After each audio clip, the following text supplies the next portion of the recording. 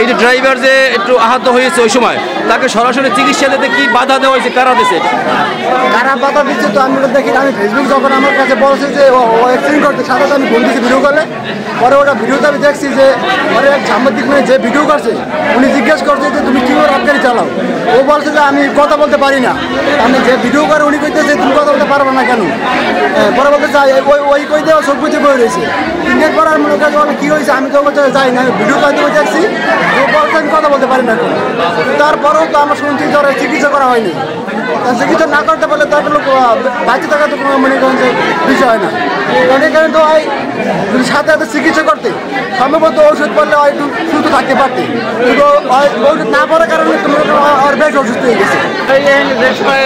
বরিশাল ড্রাইভারের ই করছে, রেফার করছে, এরপর করছে সারা মহিলাকে বমি করে অভিনয় করে এই কর মানে 5 মিনিট পরেই খবর হয়েছে যে ড্রাইভার মারা গেছে। অ্যাকচুয়ালি আপনার একটা জিনিস খেয়াল করবেন, অ্যাক্সিডেন্ট হওয়ার পরে যে কোনো মানুষ অ্যাক্সিডেন্ট হয়, কিন্তু হওয়ার পরে কিন্তু ওই মানুষটার কিন্তু উপকার করার জন্য কিন্তু সবাই মিলে আগায় আসে। কিন্তু সেক্ষেত্রে দেখা গেছে কি আমি অ্যাক্সিডেন্ট করছি, আপনি এসে আমার মারধর করলেন, এইটা আপনার মোটেই ঠিক না। একটা মানুষ তো কোনো মানুষই ইচ্ছাগতভাবে চায় না যে আমি একটা অ্যাক্সিডেন্ট করি, কিন্তু ভাগ্যে ফেরে কিন্তু একটা অ্যাক্সিডেন্ট হয়ে যায়। দুর্ঘটনা তো কারোর কাছে কিন্তু বইলে আসে না।